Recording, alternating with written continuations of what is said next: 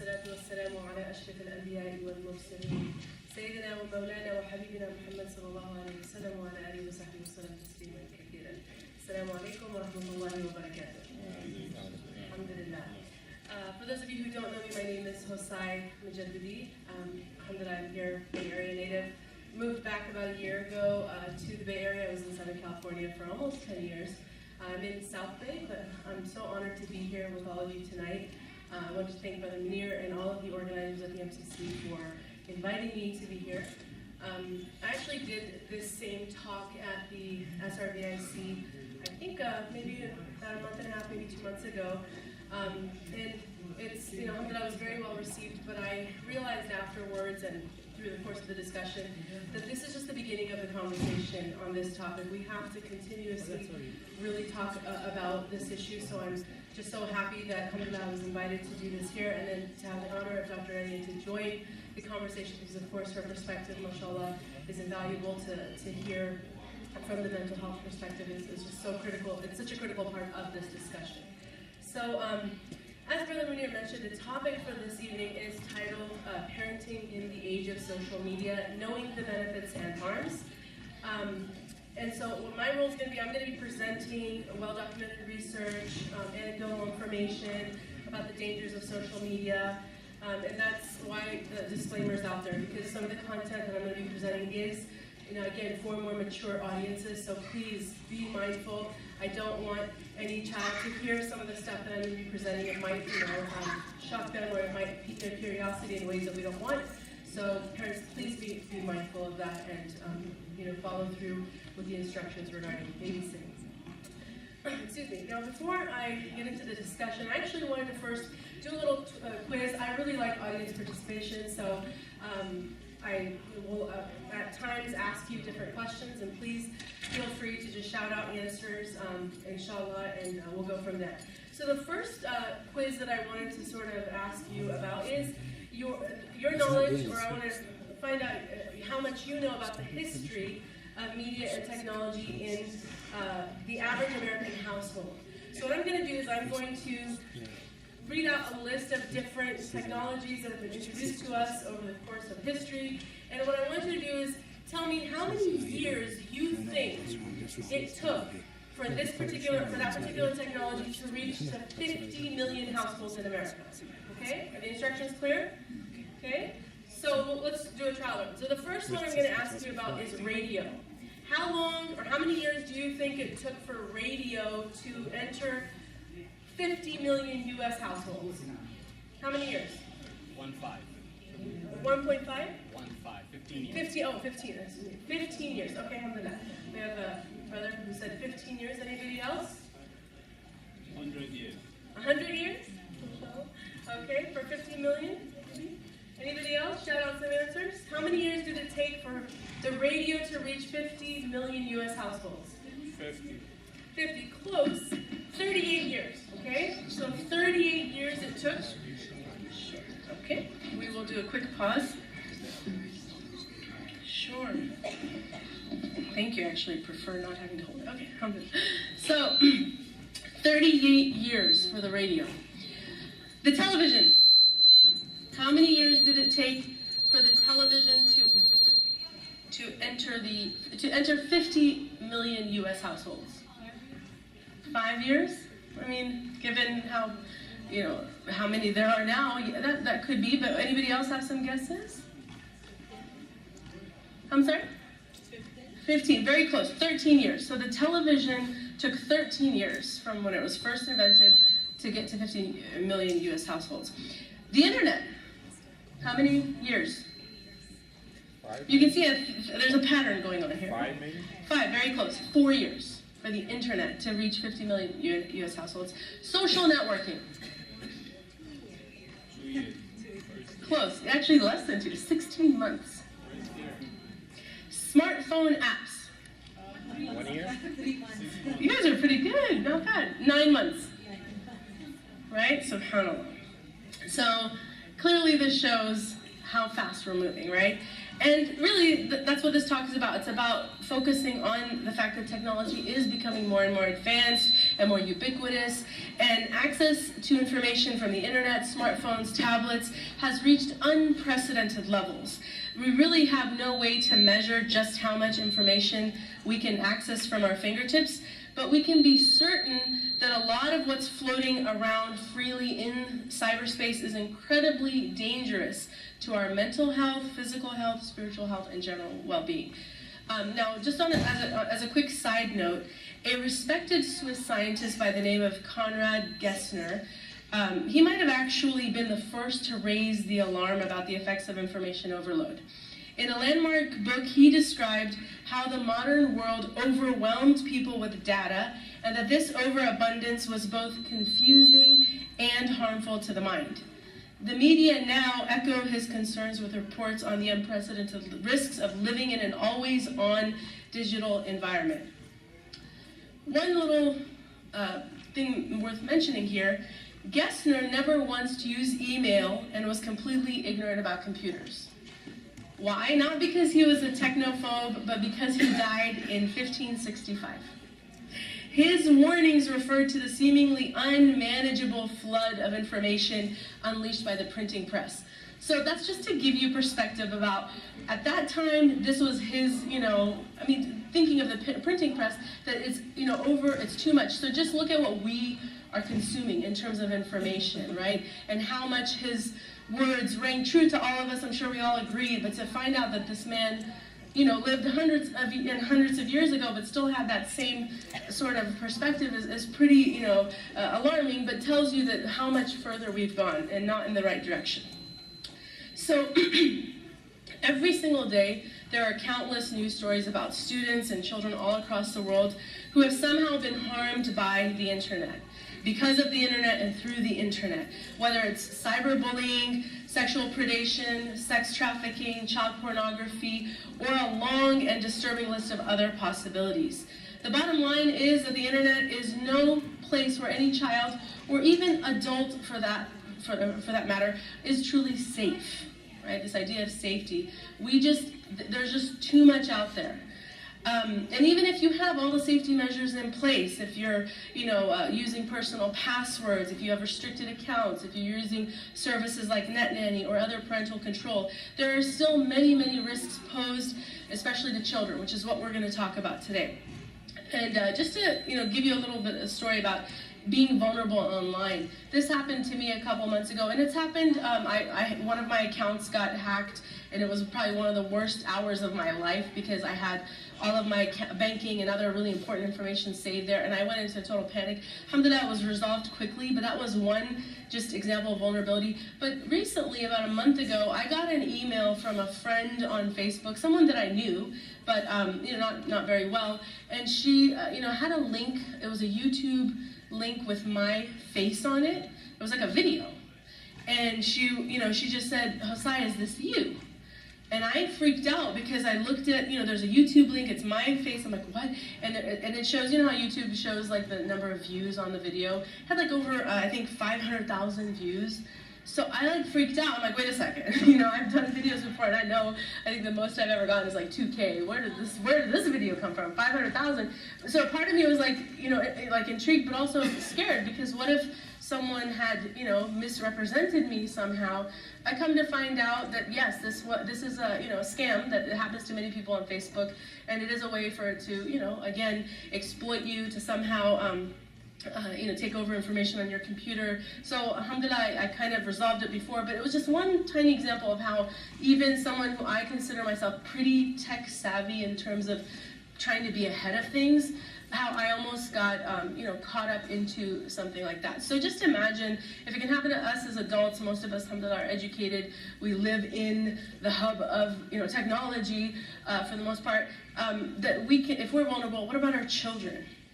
Right? So let's now just talk about the dangers. Actually, before we get to that, another question I'm going to ask you guys: how many hours a day do you think kids are spending on technology in general? Just throw out a number, 24 hours in a day. How many hours are, and we're looking at kids from maybe about age 8 to 18.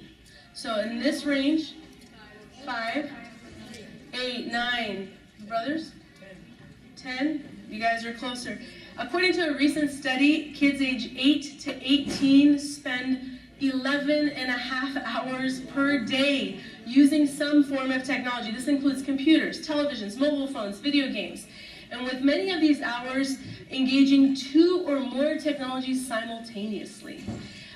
Again, to give you perspective, since most kids are awake for 15 to 16 hours a day, somewhere between 71 to 76% of their days are spent digitally engaged. Okay, again, just think about that. And you know, I homeschool my kids, but I know many families who use, whose kids are in public schools or in other schools where technology is now a big part of the classroom, right? They bring in computers, iPads, they do a lot of stuff online. So factor in all of that when you consider screen time for your children. Because if they're getting that throughout the day and then they come home and want to play a video game or want to, work on some apps on their phone, this is where this 11.5 hours starts to make more sense, right? It's like, wow, it's adding up. But sometimes we're not thinking about all that time that they've spent on it in school.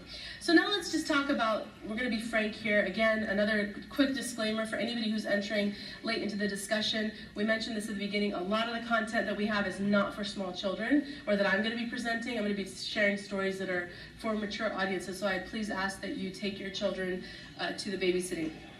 A new poll released by NetMums revealed shocking statistics on internet use by children. The survey sample was of 825 children aged 7 to 16, and also the survey also sampled adults, close to about 1,200 adults.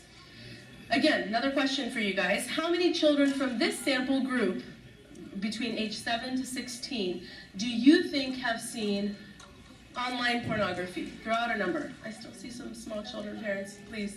I'm sorry. A 90%, right? 75%, 90%, 95%, okay. Alhamdulillah, those are really high numbers. Thank God it's not that high, but it's still pretty significant. 42% of children admit that they've seen online pornography between this age range, 7 to 16. Alhamdulillah, that's nearly 50% of the sample. 1 in 16 have been exposed to hardcore pornography. And if you don't know the difference, I don't want to tell you that difference, but it is something that you should know as a parent. It's just the world that we live in. We have to know these terminologies to understand the difference. Not that one is better than the other, they're all terrible, but it's just a matter of being informed. The fact that 1 in 16 have seen things that are, you can't erase those images. They leave an imprint that is spiritually and mentally and many emotionally even very, very damaging. But those are things that cannot be forgotten. 1 in 12 have exchanged messages with sexual content to other people, while 1 in 25 have sent graphic photos of themselves. And every day you will hear stories, if you're at all, connected or following different news stories, you'll always find stories about how some child, got their pictures somehow ended up being passed around in high school and, through social media. And then in many cases, they've led to suicide. There's documented cases of this happening right here in our world where, even by accident, sometimes these things happen, but then it leads to that.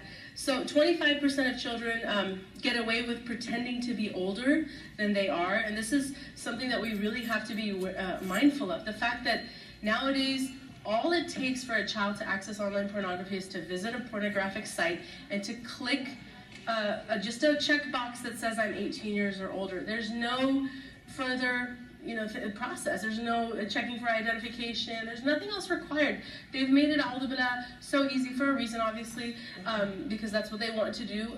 But we have to be, again, mindful of that kids can pretend to be much older and get access to things if we allow them the access in the first place. And that's where, as parents, we have to really look at what access do they have, and am I really being observant or not. Almost 3 in 10 parents, 29%, let their kids use the internet without any restrictions or supervision. So if you are that parent, and I was talking to Dr. Rania earlier today about this topic, and I was just mentioning one of the problems that I think as parents, and I have 2 boys that are very young, but I think as parents that I've spoken to who have teenagers, one of the problems that we get caught up in is the friend, wanting to be the friend parent, or have that role in our children's lives where they look at us as friends. And sometimes, because we're afraid of losing a connection with them, or that they're going to turn away from us, we might get a little too relaxed about our rules, thinking, oh no, they're going to be angry at me, they're going to be resentful towards me, they're not going to hate me. So it's like, okay, fine, I'll give in, I'll give you this, whatever you want, if you whine enough. And this can actually, it really opens up so many problems, because we're not thinking, it's a short-sighted fix, not necessarily, but it is, because it's helping, it's giving you some temporary relief of your own guilt, but then in the long term, you're opening up Pandora's box for your child, and our role, more important than being their friend, is being their protector. So the idea that 3 in 10 parents are just kind of like, okay, fine, you can go and surf the internet without me even being there, or letting these gadgets go inside bedrooms that can lock. I mean, these are things we have to be mindful of, and we'll talk more about that in a little bit. I do have more to present here, but just I want you to be comfortable. If you have anything to any input to offer or questions, to feel free. It's a conversation, and I know I kind of am going, but I want to get through the content, because inshallah we also have Dr. Rania here, and I definitely want to hear from her. So I'm rushing a little bit, but please feel free to ask any questions at any point. Another question for you: what do you think is the youngest age of children whose parents allow them to go online? The youngest age, like we talked about 8, 7, 6. 1. Sad. 16% of parents allowed children who are 3 years or older to go, or younger, to go online. 3 years. Because they think it's so cute, it's innocent, he's on ABC Mouse or whatever, and it's like, okay, it's okay, I'm gonna go, cook, I'm gonna go take a shower, you sit at the computer and you do things. But as we all know, it just takes one wrong click, right? One back or one forward arrow, or one little ad that you shouldn't see, and it's over. They're seeing things they shouldn't be seeing.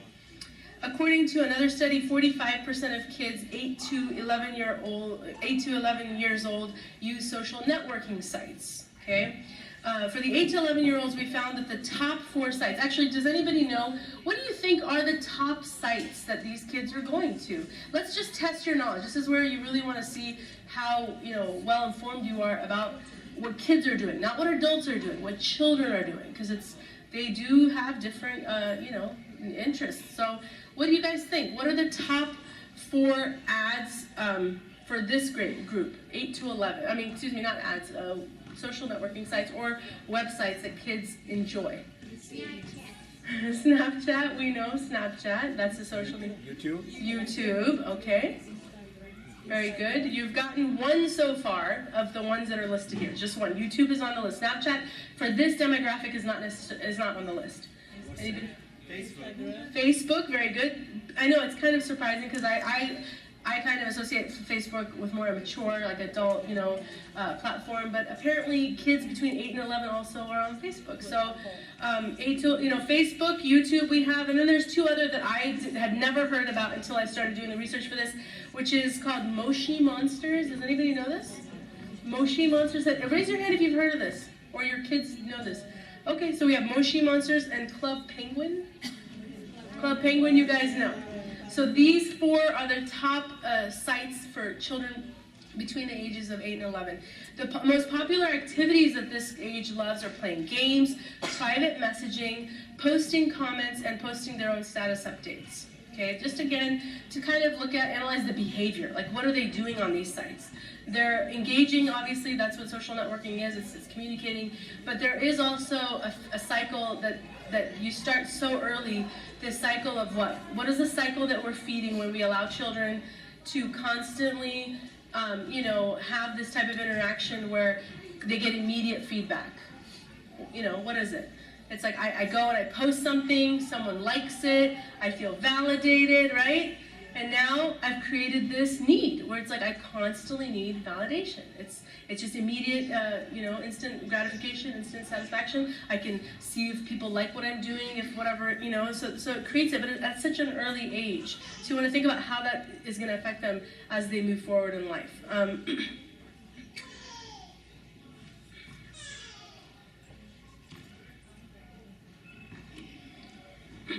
excuse me. So while many of us know the inherent dangers and risks that the internet generally pose, we've talked about some of these things, we may be blind or may have a sort of turn a blind eye to the seemingly benign aspects of the internet. We mentioned one app in particular, Snapchat. It's a colorful app. What's the what's the word I'm looking for? Not icon. The logo, or the main thing of Snapchat. What is it? Funny ghost. It's a friendly, cute ghost, right? So this is how they lure children and youth in. They make it really fun and yellow and bright, right? And then we have Twitter, which is like a little cute bird. We have a meerkat. That's another app. Friendly robot, right? For Reddit. So if you look at the kind of, the intent behind some of these apps, they are appealing to younger minds. They want young, impressionable minds to kind of, feel some connection to it. So this is, again, pay attention to this because it's all very intentional. Now, Snapchat, I'm going to kind of go through some of these just to, again, for those who don't know anything about these applications, just so that you know what they're used for, how they're used, and then we'll get into some more content here. But Snapchat, the name of the cute little ghost is actually Ghostface Chilla, okay? That's based on Ghostface Killah of the Wu-Tang Clan. I had no idea about that. And the reason why they use this ghost is because it represents the whole premise of Snapchat, which is there and then gone, right? So it's in existence and then it disappears, right? And so this kind of, again, reminds us, or I think if we want to think about the digital footprint, because some people think, oh, it's no big deal, and Muslim kids are doing this. I'm just going to be very frank. Muslim kids are not, impervious to these things. They are affected by the culture around them. So I think sometimes we get in this thing like, oh, our children don't do that. Actually, they're doing it. And what I mean, especially with Snapchat, one of the things that Snapchat is known for, it's associated with, is sexting, which is a term that, again, if you don't know it, look it up. But it's something that's very, very common amongst teenagers, even as young as, older elementary kids are even doing this, where they're, exchanging inappropriate messages with pictures. And so this idea that, oh, it's there, but then it's gone really quickly, makes people think like, oh, it's safe. But many people don't know that you can actually take screenshots on Snapchat. So is it really gone? Right? If you send something and you think, oh, it's going to be gone in 30 seconds, not necessarily. So this is something, unfortunately, many people have learned the hard way, but parents have to be kind of, again, mindful of that. It's not as safe, as it kind of presents itself. Let's see. So we talked about between the ages of 8 and 11, which one, that's that demographic. But what do you think is the most popular apps with teenagers or with older kids? We mentioned some, but go ahead and shout out some answers. There's a top 10 list that I have. Instagram, good. We know about Instagram, it's on the list. We know about Snapchat, we mentioned it. Twitter, Twitter is on the list. Anything else? WhatsApp. That's number one, by the way. So whoever said that, you know your stuff. WhatsApp is the number one app for teens, okay, according to a study on lifewire.com in October of 2016. So it's pretty recent that this is, and things change all the time, but at least for the past few months or so, this is relevant. So WhatsApp being number one, Snapchat, Instagram, Vine, Tumblr, and then these are ones that I had never heard before. And you can, if you've heard of them, raise your hand. Feed, P-H-E-E-D. You know it, alhamdulillah. Anybody else know Feed? Okay, mashallah, one person. But again, as parents or educators or people who have maybe nieces and nephews that are teens, we should be always ahead of the game. We should know what these things are. So, knowledge. Feed, Kick, K-I-K. How many have heard of Kick? Okay, mashallah, you need to come up here, sister. No, you know all the apps. Okay, Ask.fm. Again, top 10 list. Twitter, Google+. So these are all, the things that teenagers are really into. And now what are they about? We know Snapchat, we already kind of went over that, but Feed is popular because it's built to offer the best components of all social networks while remaining heavy on the multimedia side of a photo and video sharing. So more kids have been turning to this one to connect to their friends and express themselves. So if you think, oh, well, my kid doesn't have Instagram, he doesn't have Snapchat, there's no real, medium for him to share, him or her to share photos and videos, you need to be monitoring their phones and see if maybe they've caught, this new app that's popular among their demographic that parents are not really, they don't really know about. Again, that's PHEED. Then Kik, why is it popular?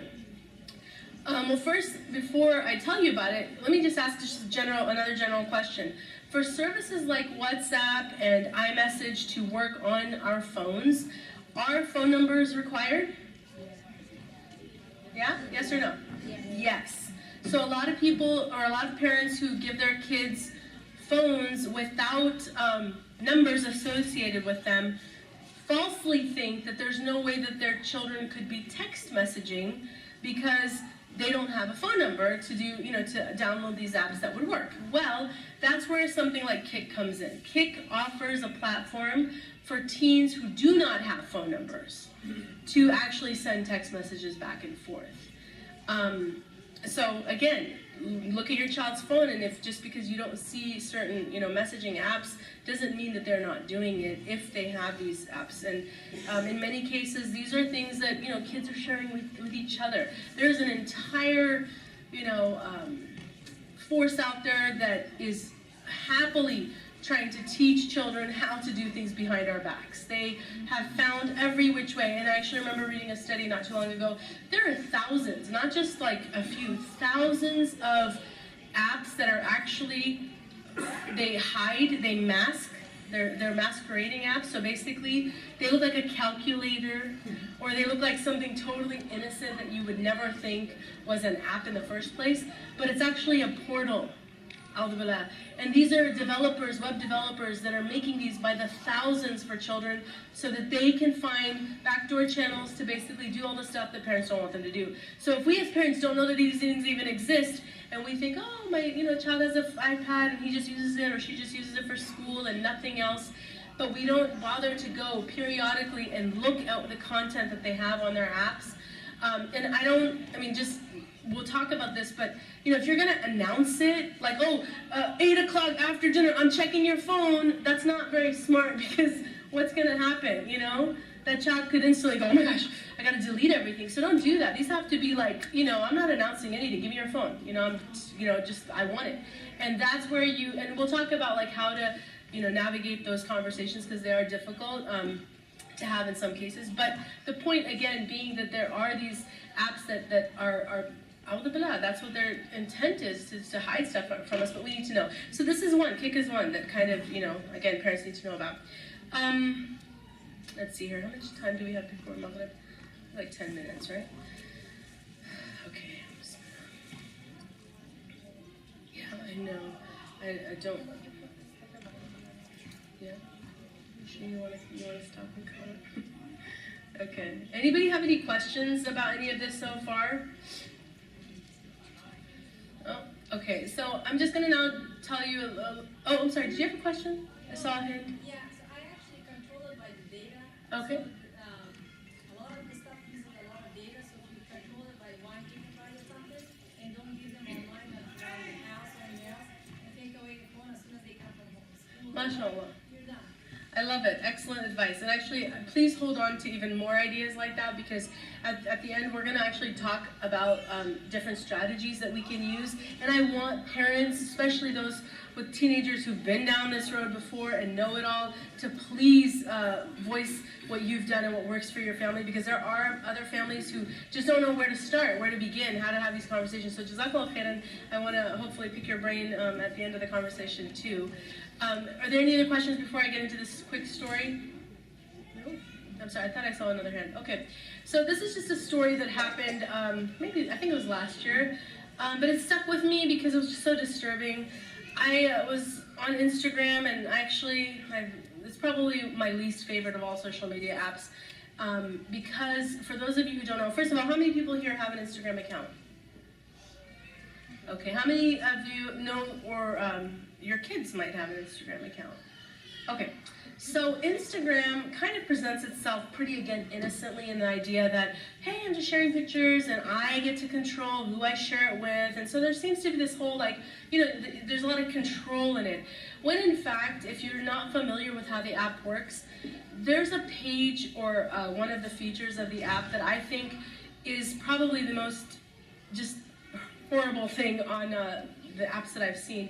Why? Because it's called the Explorer page, and what the Explorer page is, it's, you know, the way that they have their algorithms, they basically are able to put a bunch of things on a screen, you know, you never asked to see. It's not at your discretion whatsoever. It's actually content that friends of friends of friends, or whoever you're connected to on your accounts, might be interested in, and somehow because they are watching it and they're viewing it, it's now on your phone. So, I mean, just think about that. Like, if you're, you know, if you don't know someone that, you know, a friend, or maybe they're, you know, a friend of a friend that you don't know is into things that you don't want to be seeing, you have no control over that. It'll just come up on your Explorer page. So think about that if your children are on Instagram, because I had this scenario a few years ago last year, a few months ago, or a little more than a few months ago, but last year, where I was on Instagram, and I saw this picture of he was like a young teenage boy, and he was a model, and he came up in my feed, and I was like, wait, I don't recognize this person, like, who is he? So I went to see his page, and you know, his he appeared to be Muslim, so I was just like, who's this Muslim kid? Like, is he a model? I went to see, you know, the top, like, comments. This name stuck out to me, and it was a Muslim girl, and she, you know, she had a clearly Muslim name, but I looked at the message that she left for this model. He was probably like 16, 17-year-old, a very, you know, good-looking kid, but I just was like, oh my God, A'udhu Billah. She left a very graphic message for him about what she wanted to do to him, and it was just horrible. And then I just started skimming, and I realized, like, she had some sort of an obsession with him, because she had written on almost every single message of this, I mean, on every single picture that this boy had posted. And then when I clicked on her name to see if I could see her, because it just, you know, I was assuming she's got to be a young teenage Muslim girl, it dawned on me that this is not just a teenage girl. She was probably like 10 or 11 years old. But if you had seen the words that she was using, I mean, very vile, very just inappropriate comments. And I just couldn't believe it all of that. And instantly I thought, this girl, may Allah guide her and forgive her and protect her, but where are the parents? You know, if you're not aware of what your children are doing, and she's not just, you know, I mean, she's posting things that other people definitely were not posting. They were just remarking on his good looks, but she was getting very graphic. There's some problem here, but this is just one story of, I'm sure, thousands of instances where, you know, kids, when we don't provide guidelines and, you know, real clear boundaries, we give them too much leeway, and this is where, you know, Shaitan has a field day, and this is what his intention is. He wants to destroy us at every opportunity, and the younger he can get us, you know, it's even better, because it's like your whole lifetime you have problems. I mean, I know of people who've really struggled because of things like this happening to them at young age, where they were exposed to things they were not meant to see. And it's a lifelong challenge and struggle. And I'm sure Dr. Rania, inshallah, can give us more perspective on how these things can really, really harm us in the long run. So that's just, again, one example. Excuse me. Facebook, you know, it's another thing that, again, most people, like I said earlier, think, oh, it's an adult platform, kids aren't on there. It's actually not true. There was an article, I'm not sure how many of you read it, it was pretty kind of floating around Facebook and other social media a couple months ago about the mother in UK. Did you guys read that one? Her 11-year-old daughter. This is, again, a really horrible story. You could do a search for it. But her daughter, she thought she was, again, this mom thought she had a handle on social media. Her daughter really whined and whined and whined for a Facebook account. She said, okay, sure. She let her go on. And then next thing you know, this horrible, horrific thing happened to her daughter, where basically she had all, you know, friends from school on her account, but someone, friend requested her, And this person presented himself as a young boy, teenage boy, same age, 11-year-old kid. She had 32 mutual friends with him. So she thought, just someone that I must know. Maybe I know through school, or I don't, know someone who knows. She accepted his friend request, and he wanted to, talk to her online on the camera. And again, she's so young, she just kind of had liberty, so she got on camera. And it turns out, again, I'm sorry, there's a lot of small children here, and I can't tell these stories if children are going to be in the room. So parents, I please ask that you protect your children from what we're sharing here. But she found out that this wasn't actually a man. He was a much older man, and he got her on webcam just so that he could basically pleasure himself to her, and this traumatized her. She, panicked, freaked out, and then hid it from her mom. But what did he do? Let's look at, what he did, which is something parents have to think about. He very methodically befriended 32 of her friends before he asked her. So sometimes if you think, oh, there's all these connections that we have mutually, can't be harmful, every person must be vetted. If you're going to allow your children to have accounts, you should know every single person on their account. And if you don't know them, if they have a weird name or a nickname, or if they have a picture of a cat, that's not good enough. You should say, no, I need full transparency if you're going to have these accounts, and I need to know who they are, where they live, what school they go to. But to kind of have this blind, or not really have these conversations with your children in the first place, then you've set, and not to blame the mother, but just, again, these things happen and we have to take lessons from them, that we have to protect our children. So we have to have these conversations with them. That just because you get a request from someone, even if you have mutual connections, whether it's Instagram, Snapchat, whatever, if you, again, are a parent who is allowing your kids to do these things, remember this story, because he took away her innocence. At 11 years old, and one of the horrible accounts or descriptions in the story that the mother shared in the article was that, but it's just so tragic. She's so innocent. She was scared to show herself on the camera, so she was just holding up her teddy bear. So just imagine, you're holding, this 11-year-old poor innocent girl is thinking, oh, I'm talking to another kid my age, holding up her teddy bear, and here's this human devil who's basically on the other end, ready to take away all her innocence. And she's scarred for life. But again, as parents, our job is to know that these things can happen, and to be vigilant, and to have these very, very open conversations with our children, and to have absolute boundaries. And again, we're going to get to that, inshallah, in the follow-up discussion. Any other questions? I think we're going to stop soon. Yeah, it's like 1 minute left. So any questions before we stop for prayer? Or comments? Okay, inshallah. So I think we'll go ahead and stop for prayer, and then we'll come back, inshallah. We'll get a chance to hear from our dear Dr. Rania. Jazakallah khair. Assalamu alaikum, everybody. We're going to go ahead, inshallah, and pick up where we left off. And I promise you, I know we're all eager to hear from Dr. Rania. She keeps telling me to keep going, but I'm going to try to go as fast as I can, because I want to hear from her as well. And inshallah, we also want to have a discussion with you. So we do want you to think about questions you have, or if you have any anecdotes to share. Those are really powerful. Stories always stick with people, so think of things that maybe you can contribute to the conversation, inshallah. Okay, can you? Yeah, it's good, right? I don't know why I keep hearing something. Okay, I just want to make sure I don't get any static. Bismillah. So, again, we went over quite a few different apps and talked about their purpose and some of the threats that you can experience on them. And we could do this for every single media, social media app out there, but we just don't have the time to do that. The point that we're trying to make here, though, is that we as parents must be vigilant about these things. That's really a very big part of our role as believers. The Prophet ﷺ said in a sound narration, all of you are shepherds, and each of you is responsible for his or her flock.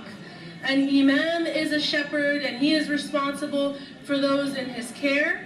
A man is a shepherd in respect of his family and is responsible for those in his care. The woman is a shepherd in respect of her husband's house, her children, and is responsible for those in her care.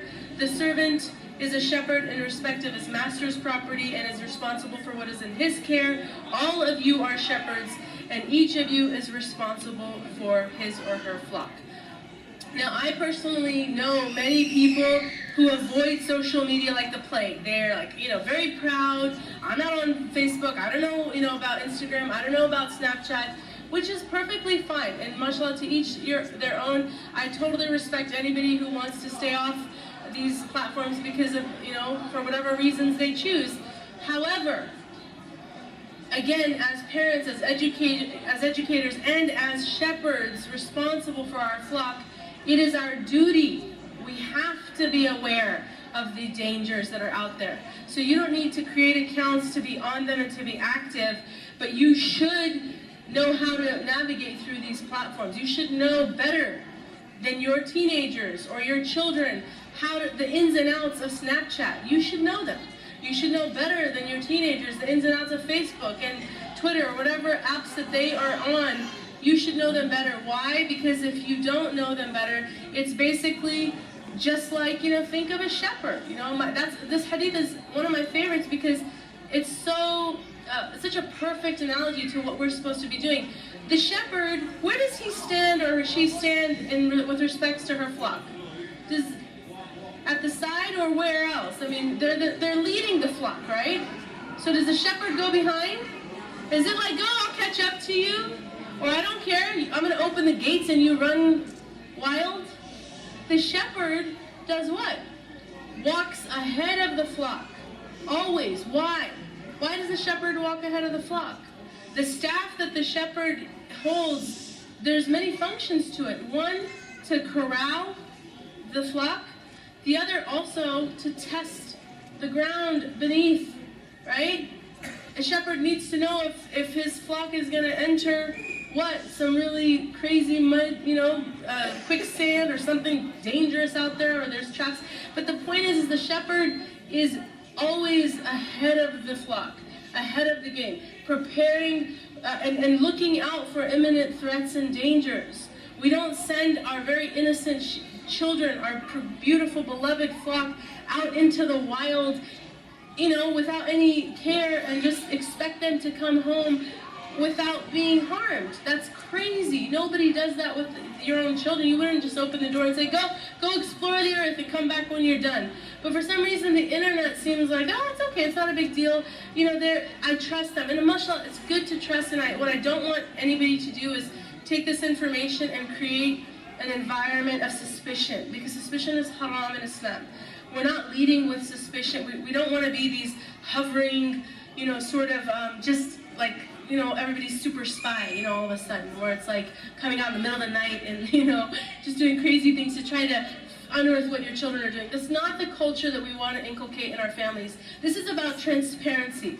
But information is knowledge, and knowledge is power. So if you don't have the information and you don't have the knowledge with how to navigate these conversations, then what's going to happen, like so many parents, is they're going to call most likely Dr. Rania, or maybe someone like me who's kind of in between the mental health world and the Muslim community, and I've had this happen to me. Phone calls, desperate phone calls for, I have a situation, emergency situation, because my child, did this, or my child, found this, and it all started with this too much leniency, giving too much, because, for whatever reason. But the point is again, our role as parents is we have got to get over this idea that I'm not interested in this stuff because it just doesn't appeal to me. I'm old-fashioned. I love handwriting my letters. Great, take out the typewriter. If you want to away and send beautiful letters to your family, that's wonderful. But if you're so out of touch with the world that our children have, unfortunately, this is just around them everywhere. We can't escape it. It is everywhere. And if you really think about the future, this is it. I mean, things are becoming obsolete. Newspapers, magazines, books are becoming, unfortunately, obsolete. How many people here have witnessed in our lifetime the closure of bookstores, right? Isn't that heartbreaking? I mean, I remember one of the things when I rolled through Fremont after I had moved away to Southern California, it was heartbreaking, was Borders, Barnes & Noble, like all these bookstores that I had so many amazing memories shut down because people aren't reading anymore, everything's online. Point is, digital world, this is the world they're inheriting, so you can't afford to be ignorant, and don't take that in the wrong way. Ignorant in the sense that you just don't know. of these things. You can't afford it anymore because you trust me, it's happened to too many people, and it's a horrible situation to be in as a parent, to know that, uh-oh, my son is now addicted to pornography because I wasn't thinking when I let him take his iPad into the room and I thought he was working on his science project. Nope. You know, or my daughter's got a boyfriend who's, you know, from X, Y, and Z country, and she wants nothing to do with Islam anymore. She now wants to be with him because she was texting in the middle of the night because I didn't think to take her phone out of the room. Why do children need this in the middle of the night? You know, we use these, we hear their excuses and we think like, really, just think about it. You know, this is not the only alarm. Fajr alarm, I'm sure we've all used that excuse, right? It's my Fajr alarm. And maybe kids are using that with their parents, or you know, I have, I don't know, it's like for whatever, you know, maybe to wake up for school or whatever, they're you know, using it as an excuse. But the point is this is not the only thing that we can use. So we have to, again, think about these things, inshallah. Now, part of this, in addition to having the knowledge, is also thinking about what are the spiritual measures we're taking to protect our children in our homes. One of the things that, you know, and it's something we really should think about, the world outside of us is in many ways a battle zone. It's a spiritual battle zone. And alhamdulillah, we come from a tradition, you know, this is why the dua is so powerful, you know, alhamdulillah ala ni'mat al-Islam, because Islam is truly a great blessing. We have du'as from, you know, 1400 years ago that are more relevant now perhaps than any other time in terms of the evil around us. The Prophet ﷺ, in sound hadith, is reminding us that we have to seek refuge in Allah subhanahu wa ta'ala from every evil in creation. And unfortunately, in our lifetime, the number of evils has just grown, and it continues to grow and grow and grow because of for many reasons, because of these things that the internet has sort of opened up to our societies. So, are we taking spiritual precautions to protect our children? For example, in many of our cultures, I see, mashallah, a lot of people here I know, some I don't know, but I can presume that a lot of our cultures are, you know, from you know, the Indo-Pak, Afghani, Arab, you know, cultures. And what I know from these cultures is that we have a lot of practices to safeguard infants and, you know, tiny little babies from nazar and ayn and evil. But then for some reason that sort of just starts to just stop. And we don't really think about the importance of saying du'as on our older children. You know, if you have little tiny kids, or I mean infants and children, and you're, you know, doing all these du'as, reading, you know, protective du'as over them, hanging, you know, ruqyas on them, or, you know, people just do all sorts of different things. I mean, I knew a friend whose mother, because mashallah, she bore very beautiful children, even her sons looked very beautiful. They had like, you know, thick eyelashes, and they looked almost like girls. They just had very, very beautiful features. She would purposely dress them as girls because they were boys, but they were just so extraordinarily beautiful for boys, I guess, that she didn't want people to look and say, wow, that's a, you know, he's a boy, oh, mashallah. So she would just dress her sons up in dresses. You know, and then I know in many of the Desi, or in the Desi culture, I know this is popular, where people will mark, you know, infants with like black marks. You know people who do that, right? They'll take like kahal, and they'll like put a brown little, you know, weird dot here or there, make it look like a hairy mole, all because it's like, oh, I don't want any ayn, I don't want any nazar. In addition to doing du'as, but we take these steps for infants, but we don't think your teenage children, they don't need protection from evil. You know, there's du'as out there, so we have to say the du'as, and you know, there's mashallah awrad, which are litanies. These are you know, prayers that are from the sunnah that we should all be implementing. The wird al-latif, the ratib al-shar. There's other du'as as well that you can get online. There's no excuse anymore, and what you just have to do is start habituating yourself and your family to making sure Fajr, Maghrib, at least Fajr, or, you know, start of your day, but it's preferred to do it twice a day, to get in the habit of saying awrad on your children at night before they sleep.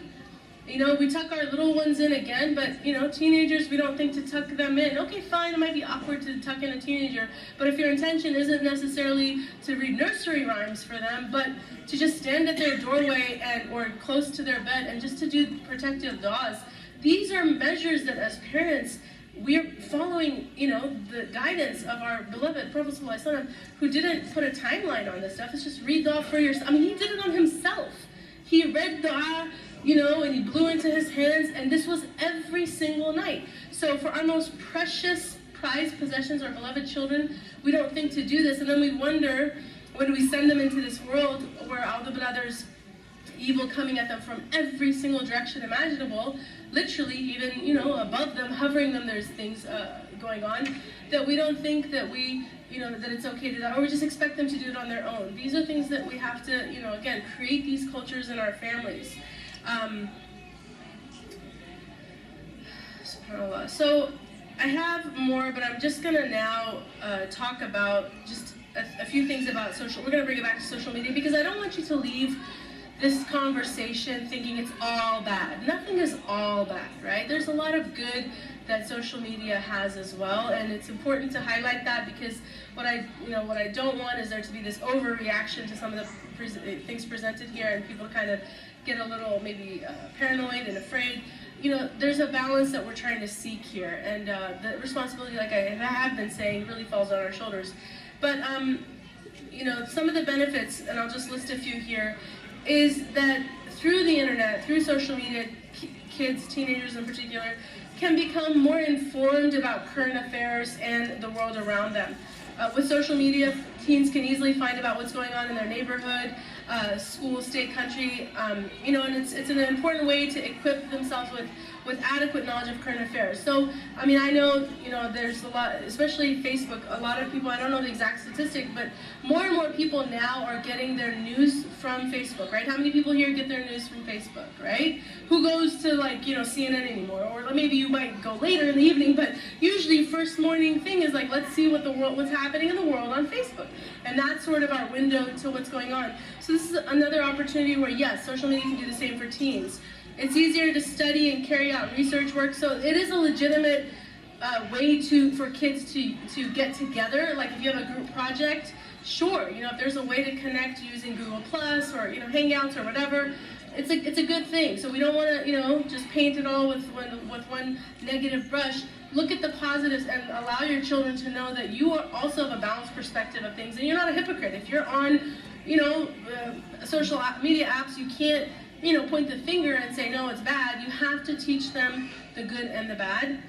It can boost self-esteem. Social media provides a place where teens can freely express themselves. Sometimes in classroom settings or in settings with their peers, they might not feel comfortable talking openly, and this is perfectly normal. So public speaking is the #1 fear that most people have. Teenagers are definitely part of that. So to speak up always about things that are happening, important causes, or maybe things in the class might be hard, but maybe on another platform where their class has access to it, they kind of can find their voice and speak to things. These are benefits of social media. This is something we don't think about, but it's actually pretty important given the fact that there are numbers rising in some of these groups, but it can help teens, particularly those with disabilities, learning disabilities, but also physical disabilities, with staying socially connected to their peers. Because if everything's happening at the local bookstore or the coffee shop or somewhere physically and I can't be there, but I can join in, I can Skype into a conversation, this is a great benefit of social media, because I'm not the outcast that can't do anything. So it does, alhamdulillah, provide that outlet for our brothers and sisters who are not always able to attend these things physically. It can assist, obviously, in getting jobs and networking. So for college applications, for jobs, there's so many opportunities on social media to connect with other people and to network. So this is another benefit. It helps teens keep up to date with current technology. Things are always changing, so again, this is one way where kids can always stay in the loop.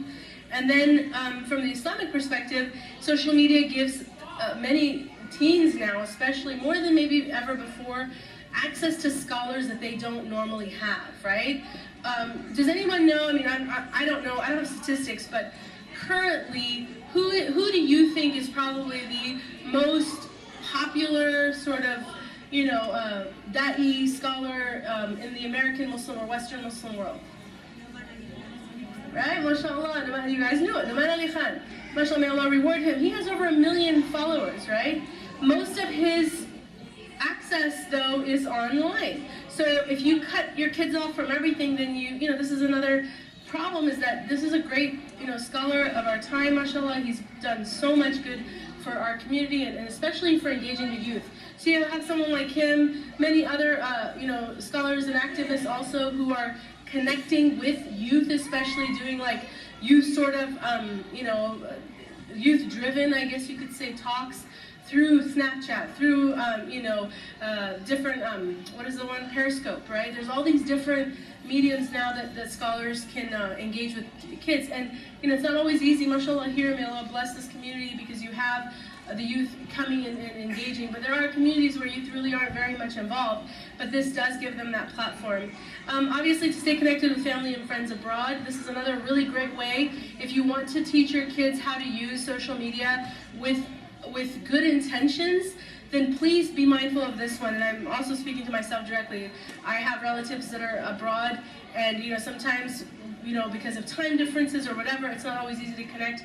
But we do have to be mindful of teaching our children the importance of connecting with family. And we're not, it's not as easy maybe for some people to travel to see family, but what a great blessing that we can now Skype in real time, or use WhatsApp or whatever, where you're not even paying international calls anymore. Last week, I think it was, I called my uncle from my mom, and I was just shocked because I didn't know this. I guess it's a new feature on WhatsApp, but that he's in Afghanistan, and we were able to have a total live conversation with no phone cards, no charge, nothing. It was just a free conversation. I was like, wow, that's great. So these are wonderful things, but this is something you have to be mindful of. Like, okay, if I'm gonna allow you to have WhatsApp or allow you to have these things, then you're also going to use it in a way that's meaningful, in a way that preserves our traditions, in a way that's important and reflects our values as a family. So when I tell you to call Nani G or Daddy G or Uncle G or Auntie G or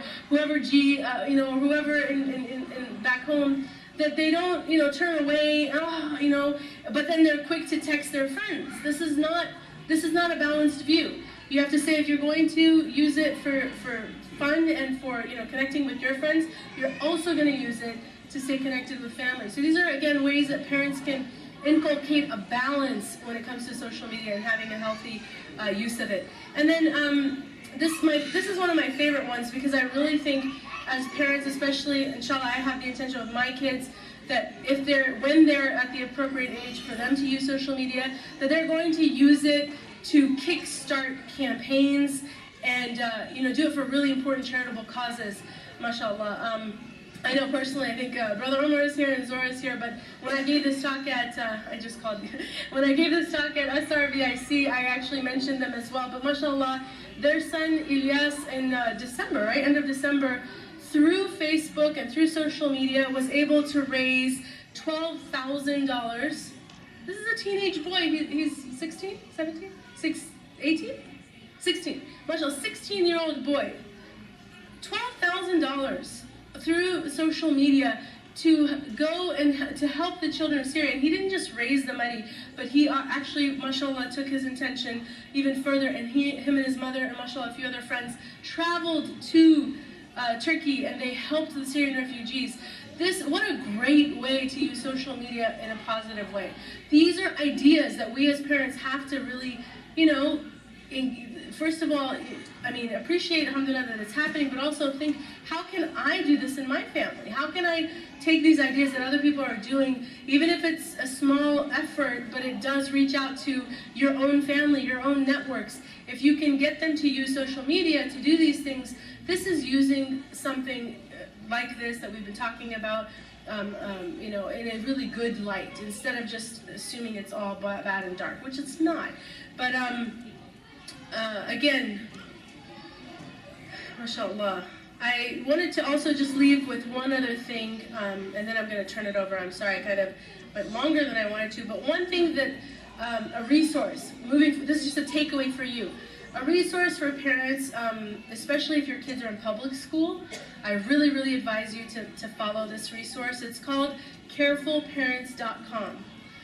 On this website, it's wonderful mail. I don't know who put it together, but I love it because what it does is it puts together, and it's updated frequently, what the latest trends are throughout public schools or throughout, whatever, social media, whatever's happening that teens and young impressionable kids are, caught up in, the latest trends, the latest little things that they do. I mean, there's a lot of stuff that teens are doing that we as adults sometimes are so unaware of. But this website has their ear to the ground, they know what teens are doing, and then they provide the content for parents to know. For example, one thing that I learned when I went to the website, and I had no idea, there was a trend recently that you took pictures, you basically put your phone, it's so awkward, but teens were doing this, taking pictures putting the phone between your knees and then taking pictures of them. I didn't know it was a trend, but apparently it was something very popular and it was sweeping across, different communities. But kids, this is what they do. They hear about something and it's like, oh, I want to do that, or one of their favorite celebrities does something and next thing you know, it's caught fire and everybody's doing it. So these are types of things that this website will kind of give you, again, information about, just so that you can be aware. Because there's things that have happened to children because of falling, prey to not peer pressure, but also just wanting to be a part of the group, like not necessarily that someone's forcing them, but kind of picking up on trends and wanting to be cool, that cool factor that everybody's seeking. And they do these things that compromise their safety, their reputations, but if we don't know about them ahead of time, then we might think, oh, it's innocent, it's no big deal. But again, this website will kind of keep you in the loop about that. So with that said, I am going to turn it over to Dr. Rania, inshallah, and then we'll, I think, do Q&A and talk after that. Bismillah.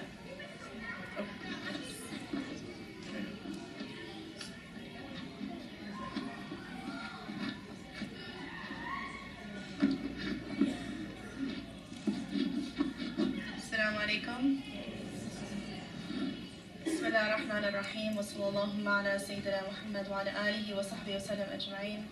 Thank you so much, Mr. Hosai, for all this informative information. I hope many of you feel that you've gained quite a bit of knowledge listening to Sister Hosai speak, different apps and different social media platforms and outlets that perhaps you use but didn't know the extent of what they really had in them in terms of not just the good that you use them for, inshallah, but also the detriment. And perhaps other things and other names that you're not actually familiar with. So my talk, inshallah, is going to just I'm going to do a conclusion statement for the discussion Sister Hosai had here, so we have time for your questions, inshallah. I'm going to recap on some percentages that you said earlier, and then share some thoughts in terms of the effect and the consequence this might have on our children going forward, inshallah. In my point of view, I really feel that social media is one of those things that isn't going to go away. As much as you maybe duck your head and say, I'm not going to have a Facebook account, I'm not going to download such and such app, I'm not interested in such things. To me, it's kind of like cars. Once they were created, they didn't go away. They only kind of progressed and progressed and progressed, and one day they'll be flying. Mashallah. The reality is, once it's created, it's there to stay, which means that our children, just like they're going to learn to drive, are going to use social media regardless. And as time goes on, our children and great-grandchildren and so on are going to have to acclimate, and we ourselves are going to have to acclimate to this. And I say this because the majority of people in this room, social media was not a priority for you and something you grew up with. You just simply didn't grow up with it. In fact, many of you in this room, many of us in this room, did not grow up with even knowing how to type without looking. True? Yes? They still offer classes in high school and in school of how to type without looking for those of us who are in this room. True? True. Now what our children do is, and they don't even look, and you are kind of going like, trying to type something. So the reality is it's only going to go forward. So us not really paying attention to it or hoping that it's going to just go away isn't realistic enough. So then what do? Part of it is what Sister Hosai was saying about kind of understanding, even if you don't use it, but knowing what's it all about and knowing details about it. The percentage that you said earlier, and I'm going to actually say that the newest study that's come out, on the age group of 7 to 18. And how many of you have children in this age group? I think just about everybody in this room, considering that we have youth programs around, and many of your children are in that age group. 7 to 18, doing homework. Doing a homework assignment that required them to go online. Yeah? Which again is the majority of people in this room. The percentage of children 7 to 18 who saw pornography while doing homework, literally just searching for an innocent homework assignment. They typed in whatever it was. Dinosaurs, whatever. Typed in something. The percentage is 70%. That's your children. That's our children. The reason I say that is not this kind of shock and awe factor, but the reality of what's there. You know this too. As you're searching something totally innocent, you're looking for something, the sidebar does what? Pops up something that you have to go like this to, right? And try to cover. Now, you may have the adult, inshallah, instinct and strength to do that, but the child does what? What's that? Clicks. That one click leads to soft porn that very quickly leads to hard porn. And that's all there is to it. Done. That split second. So now that we're all kind of terrified, we're like, what do I do? What do I do? There's a couple of really common sense things to do, but sometimes we don't fully take into account. Yes, they may need to look something up online for their homework assignment, but there's also something in the setting that says, block out all pictures. That's a very simple thing to do, right? And then when you need the picture, you just turn on what it is. You can manage these settings for yourself online. How many of us have actually done that with our phones and our laptops and our computers and desktops, etc.? Right? These are kind of the simple things to do, inshallah, to think about. And the site that you're mentioning helps kind of give some of this feedback. And inshallah, we'll have a discussion about what some of you have done to give tips to each other on what to do. But the reason I say that is because a lot of people don't realize here's the internet. And they say, well, that bad stuff that you're referring to, Dr. Rania and Sister Hosai, those bad things you're referring to, it's far off, it's not so much, it's not a big deal. 80%, here's the internet, let's just say, 80% of what's beyond here is pornography. And if you don't know that number, you should. And you may say, why would I need to even know that? It's important to know that what you access, your Gmail account, a couple of websites, you kind of get some things off of Amazon, and maybe you check this and that, a couple of sites online, and that's really all you do online. But the reality of what's beyond that, what's beyond it over here, 80% of the internet is pornography. So that's important to say that when something clicks and clicks and clicks, it's very quick that it leads to something not just haram, not just one of those things like when you're watching a movie and you go, right, but rather so intensely haram and so intensely problematic that it can scar your mind for life. And imagine children. And then we worry about the addictive, and I'm going to speak about addiction in just a minute here.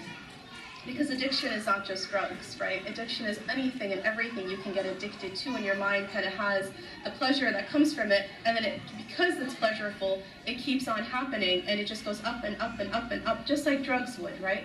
It ramps up and you kind of get stuck, and you don't know how to get out of that cycle. So when we say 80% of the internet is pornography, and over 70% of our children just doing a basic homework assignment have seen pornography, then what? Then we really have the then what? And here's where I remember one of my spiritual teachers saying, and at this point in time, in that era that teacher was speaking, it wasn't about social media, it was rather about just movies, right? Watching kind of a movie, an innocent family movie, and it could be literally the one haram scene in that movie, the one scene, right? If you didn't realize it was coming, it just sort of came and you saw it, is the one scene that after you leave that movie, your mind keeps playing over and over, right? Yes? Or no, you just keep saying that haram thing even if you don't mean to, over and over again. And that is the shaitan, right? That's what shaitan likes to do, right? Keep on increasing in the haram. So imagine then the detriment of children seeing things that are way beyond anything they should ever see, right? So the spiritual imprint that these things have on our children, I think, is incredibly intense. And we know that for adults, let alone children, even for matters of intimacy and so on, seeing these kind of things completely warp your sense of an understanding of what intimacy is all about and what it means. Which is why, for example, we need to have things like counseling centers, because the majority of people that seek out this kind of help and care have issues, all different kinds of issues, but within the domain of intimacy, often there's something there that has to do with the haram being viewed and the misunderstanding or the warped understanding of intimacy between husband and wife. So here we are back, so we'll go from the adult discussion back to children, where we've been discussing, and having this, the real results of what happens when children get addicted, right? So, and I say this, and we kind of all laugh about it a little bit, but I've been noticing the last hour and a half we've had this lecture, the majority of you have looked at your phone at some point or another. Just scanning the room, the majority of you have picked up your phone and did something or looked at something. It's only been an hour and a half. Your intention for coming tonight is a good intention. I'm going to listen to a dars or halaqah, I'm going to listen to knowledge, I'm going to benefit inshallah ta'ala. Yet you couldn't get rid of your phone. Right? I'm not saying this to chastise or shame, right? My phone is sitting right next to me too. However, the issue is, I'm just pointing out how addicted we are to this thing. Truly, truly. So when Hosai asked the question, or said the question earlier, how many hours do you think children are accessing social media? If they are awake roughly 16 hours of the day, and she gave the answer that 11-point-something% of hours, 11.5 hours a day, right, 76%, 11.5 hours of the day your children access social media. How many of you said, not my child? Come on. Yeah, many of you are thinking in your mind, not my child. Let me tell you something. In the group that's over here, the young girls that are here, that Rahmah does halaqas for, so I've talked with them, and then I've done this talk and I've asked these questions all across the nation.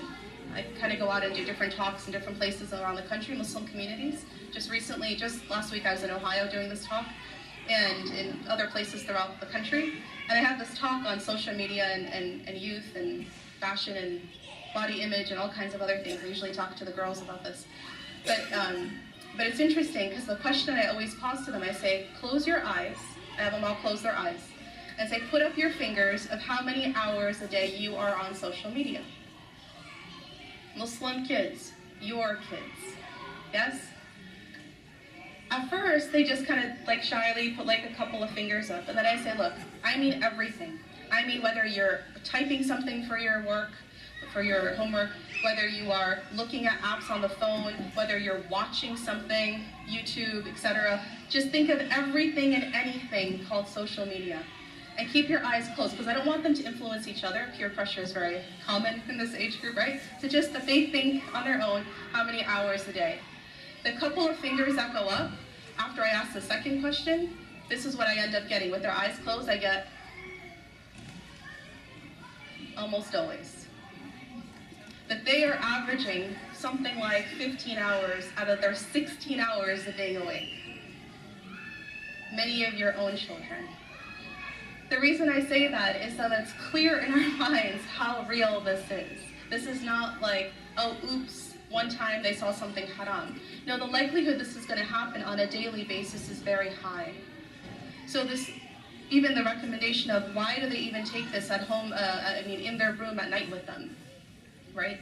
But the reality is, even through the day, even if you are very strict about the number of hours they're able to watch and what's on here, and Sister earlier mentioned how much data you allow them and you check on them and all the rest of it, the reality is, just like adults, they're attached to this thing once you give it to them. Once you've made the decision to give them access, they're attached. Now, I'm going to talk about the detrimental impacts of that attachment, as we know from the field of mental health. Just what are we seeing as professionals of children coming through? And honestly, a lot of this isn't just children, it's also adults. So think about it for yourselves, but also think about it in relation to children. So this idea of what we're finding often is an increase in loneliness and depression. The reason for it is so many people have built around them a virtual reality, a virtual world and virtual friends. almost like a bubble, a safe haven that they go to, and they have these virtual friends that they've never met in real life. And that these, when you ask them, who are your friends, these are their nearest and dearest friends because they tell everything to, and they send pictures to, and they talk to, and they feel they have very meaningful relationships with these virtual people. And we talked about the story you gave about the very scary person who was acting like they were a child, but they were actually a child predator, right? But the increase of loneliness and depression in the advent of social media amongst youth has skyrocketed. So there's definitely a correlation between the two things. That our youth have become more lonely and depressed with this access to social media, as studies have shown. Also that it fuels anxiety. There's a study, a very interesting study that says that, and this is about adults, but it says that adults who have their phones out next to them in work, so there you are in your desk, your cubicle, your workplace, etc., and you have your phone out next to you, you have more likely to develop anxiety than someone who puts their phone away when they go to work. The reason being that you are, what's it doing? It's pinging, it's beeping, it's vibrating, things are happening, you keep on checking, that's right? This anxiety that comes with it, there's a correlation between people that have their phone out at work or have their phone constantly next to them or with them all the time, and the levels of anxiety that are increasing in our society in general. And Muslims are not immune to this at all. So the heavier the phone user, the heavier anxiety experienced. Increase of stress. So even our children are feeling more stressed out. And a lot of it has to do with the regular peer pressure that happens with tweens and teens. Like think about middle school and high school, the regular peer pressure of in-person. Now amplify that by all these virtual friends and people that they have and all the extra pressure that comes from that. So even more peer pressure, even more stress, essentially, that's coming with being, having this access. Attention deficit disorder. People always ask this question. Is there a correlation between ADHD and heavy social media usage? Now, while the medical field has not established a definite causation, they have definitely, at least over 50 studies, have shown a correlation between but causation means 1 + 1 = 2, where correlation is they're parallel, they're correlated to each other. Over 50 studies have shown that ADHD, that heavy in social media usage in young people has correlated with ADHD. And think about it, it makes sense, right? The hyperactivity, the irritability, the hyper-focused on things you're interested in, because you could say, well, my kid, when they play video games or they're playing one of these games on here or whatever, they're so hyper-focused. That's actually a symptom of ADHD, because they're so hyper-focused on something they like, but you ask them to go put their socks on, and it takes them 50 minutes to do that, 45 minutes, right, of wandering through, and you telling them repetitively until they finally actually get their socks on. Now some of that is maybe they're a little bit rebellious, but part of it is their lack of being able to concentrate properly. So what's happening, you have a constant stream of messages and a constant stream of information coming at you, right? Your Facebook page that keeps on, it's just never ending, right? So what happens, your brain is essentially overwhelmed and it's not able to concentrate properly. This is both adults and in children. The correlation between the two things. So, really we have to think about what this means in general. What else? The ability to diminished concentration and creative thinking. Because if you are plugged in all the time, your thoughts are essentially what everybody else is thinking and what everybody else is talking about. So think about youth here, think about young people, right? Whatever celebrity, whatever thing is happening, and they're like, right? And not really taking time to think for themselves. Very few, it's very not often anymore that people have the time to just sit still and have deep thinking. Yet in our deen, in our tradition, we put a lot of emphasis on the idea of dhikr, on the idea, and the sisters who've been in the sisters' halaq every Friday know, right? Our steps of improving yourself, the 7 steps of being a highly effective Muslimah, right? One of those 7 steps is what? Khalwa, right? The idea of being in a sacred space with no distraction and doing and connecting with Allah subhanahu wa ta'ala and having, and we talk about the woman's khalwa, right? The woman's i'tikaf, right? Often it's usually referred to as the men, and I won't go and belabor that point because men do their i'tikaf here. But according to the Hanafi madhab, the woman can do their i'tikaf at home, which is a beautiful thing. And the idea of having this sacred space where you sit and do deep thinking and reflecting. And we talk about retreat, reflect, and remember Him often. For those of you in the halaqah, you are familiar with this terminology, right? The retreating, the reflecting, and the remembering Allah subhanahu wa ta'ala often, you can't do. And so I don't know if I mentioned this in the halaqah, but this can't go with you into i'tikaf, sisters. You need to leave this out of your i'tikaf space. You know that line where you stand before and you make your intention and say, Nawaitu i'tikaf wa hadha masjidi, right before you walk in? This over here can't go into your masjid. You need to take that out. You know what? People talk about, and subhanAllah, and in halaqah, because you'll see me like reading my Quran, our daily Quran that we do on this. But you know what? I have to say, people have gotten so used to reading Quran on here that they've forgotten how to hold the actual mushaf. There is something very, very blessed about holding the actual mushaf and the pages of the mushaf.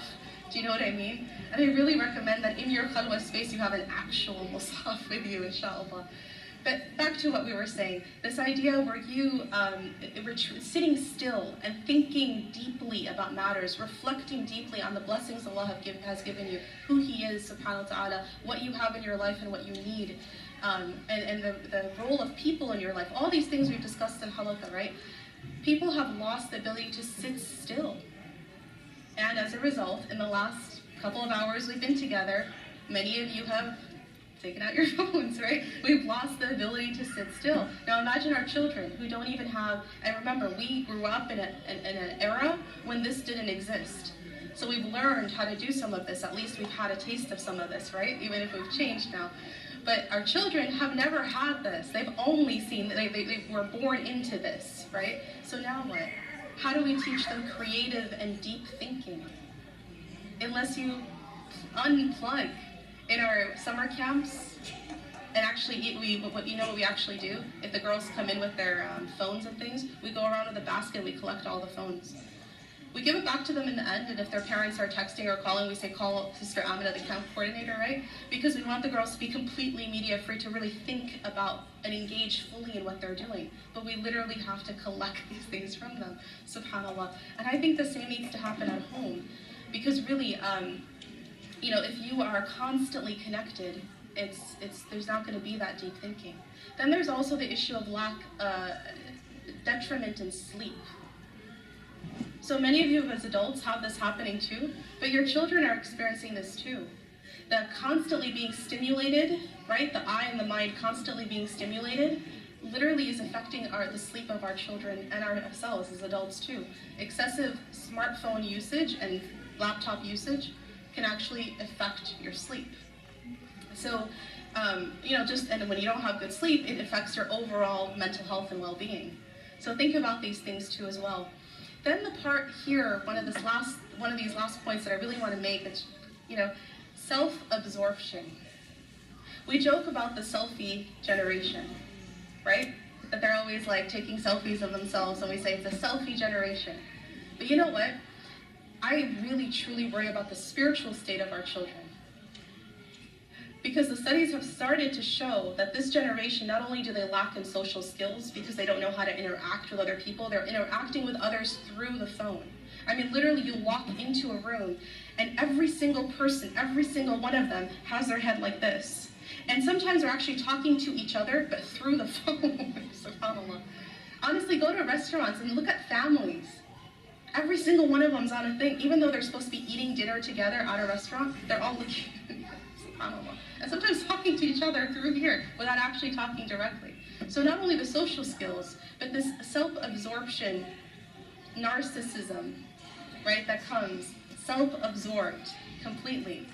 When I was traveling the other week, we were somewhere, and I sat somewhere for a while just waiting for some people. And I was sitting in front of a place where people come, like it's a special landmark place where people take pictures. And it was a lot of young people that were coming through and taking their selfies, right? But I sat there for over an hour, just doing my own thing, but I kept looking at every single group of people, and these are people that didn't see each other. They were just a group of youth would come in, teens would come in, take some pictures of themselves, and go. And the next group will come in and do the same thing, but you know what's so interesting to me? That every single group of youth that came in, not only did they do a selfie, but they all did the duck face. Every single one of them. And I thought, subhanAllah, it's like they literally don't know how to take a picture of themselves unless they do that awful duck face. You know what I'm talking about, the duck face? Yeah, the lips. And I was like, and they didn't even communicate to each other or talk to each other. They don't even know each other, right? They didn't even see each other. But every group would come in. And I said, subhanAllah, so self-absorbed that they don't even know how to, they're all stuck in, it's like they're all robots, stuck in the same routine. SubhanAllah. And then stopping endlessly and posting endlessly pictures. One of the questions I ask our youth when I do my talk with them is how many of you, close your eyes and tell me, raise your hand, how many of you have altered your picture on social media to look different than you actually look? Whether it's through a filter, or you added something to it, or changed some blemishes, or changed your eye color, or whatever, right? Did something to alter.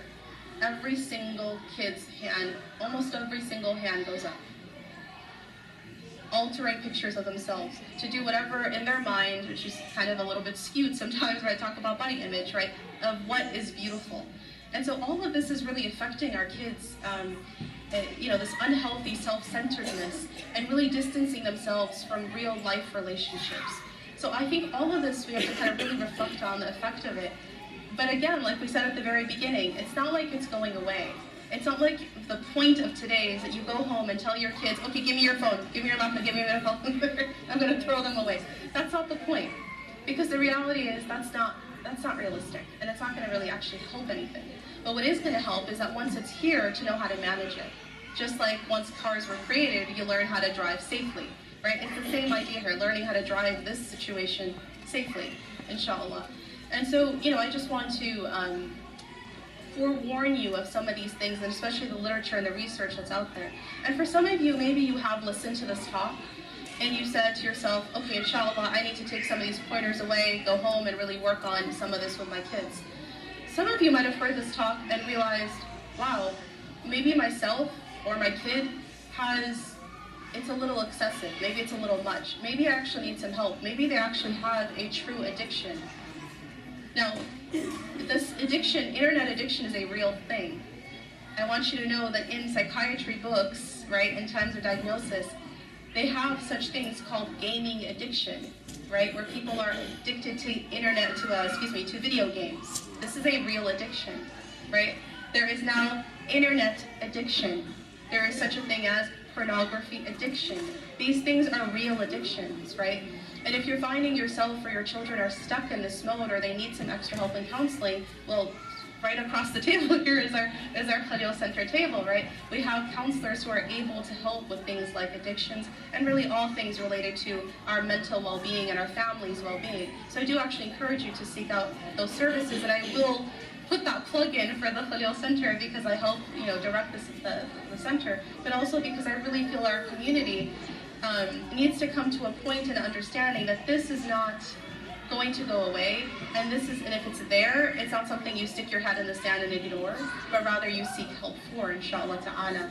And for those who don't feel that this is actually their case, or alhamdulillah, they're not at that point, right, then to take the preventative measures from getting to that point. So maybe whether it's like parenting, counseling, or help on parenting, or how to deal with children, especially as they get into the tweens and teens age, that's also something that you can seek, inshallah, professional help for with our Muslim therapists, inshallah ta'ala.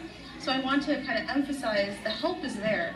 The resources, whether online, like the website you mentioned, or whether in person with therapists, but I do actually really recommend that you seek out help. If you heard everything tonight and you felt, wow, I think I need some extra assistance here, assistance is available, inshallah ta'ala. So I don't want you to leave kind of feeling, I don't know what to do and I'm not sure where to go, right? There is actually help for this. I think our role tonight is really showing some of the detriments of when this is unchecked and things are just sort of handed to our young people, the detriments that can happen to that, and we're trying to elucidate that for you and make it very clear, inshallah ta'ala. So with that, I wanted to take some time for our Q&A section, and we're going to have, I think, both written and also questions that are asked that you can just ask directly, because we want to have a discussion about this topic. But before we do that, I'm just going to say one more thing very quickly, inshallah. And again, putting in that plug for the Khalil Center, I do want to make you aware that on next Sunday, the 30th, is the banquet, which I hope all of you will come, inshallah, because it's in Dublin. And the sisters that are in the back, right, you can purchase their tickets directly from them, inshallah ta'ala. So please do support an institution that is helping address some of the needs of our community, inshallah ta'ala. And with that, we'll take some questions, inshallah. Brother? Thank you, but we're still in the middle of our lecture. There was a question for the brothers. Assalamualaikum. Jazakallah, Dr. Sister Hosai, for coming out. I'm actually a mental health therapist at Newark Memorial High School. And I just want to encourage parents to continue to have dialogue with your children. I actually do one-on-one therapy with my students. And one of the common things that I see amongst the students is hiding things from the parents. And so as I'm speaking with my students, a lot of issues come up, depression, anxiety, anger, and all these things, most of them come around social media. And so what I'm seeing is the parents not having this dialogue with their children, what they're seeing on social media, what they're accessing on social media. I had one student that I worked with suicidal ideation, suicidal thoughts, very, very severe. And so I worked with him for a long time, and it took him months to come out to tell me that he was searching this website that his friends shared with him. It's called the dark web. And there's very, very bad things on this website. And so he witnessed a murder that was on this website. It was accessed through a friend that passed it to another friend, and it traumatized him to the point where he wanted to kill himself. Well, my obligation was to contact the parents, of course, and the parents had no idea. They had no clue of what their child was doing. I had to go through law enforcement because of the action that took place online. So there was a police investigation. So long story short, for all you parents out there who have children, I encourage you to have dialogue with your children about what they're actually watching, I talk to my parents about having a contract, an agreement clause. Just like you would sign up for an app, you have to have an agreement. You have to agree to certain conditions to use the app. Make your children have this agreement with you. If you're going to use my phone that I purchased, I will give you the phone. But you're going to talk to me about what you're downloading, what you're viewing, what apps you have on your phone. And if you're not familiar with the apps, explain it to me. Show me what this Kit app is actually doing, or the Snapchat app. And then it only takes 5 to 10 minutes. The child can show you what it does. You can have that interaction, that transparency that Sister Hosai talked about. So Jazakallah here, very important. Thank you so much for your time.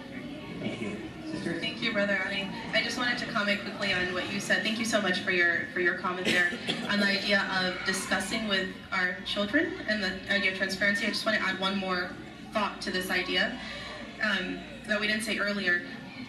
Like we said, this isn't going to go away anytime soon, but I think what's really important is that even in the age of social media, that you still have a connection with your children, this very deep connection and transparency. You spoke about being friends, like not letting being friends with your children come at a cost of then not knowing what it is that they're up to, right? Because you're trying to be hip and cool and all the rest of it. While we do encourage that and really being friends with your children, especially like the hadith talks, or the saying of Ali says in the later years, but at the same time, to really have that deep, it should never come at a cost of having that deep connection with them and continue. And I want to say the thing about the suicide, seeing like murders online, right?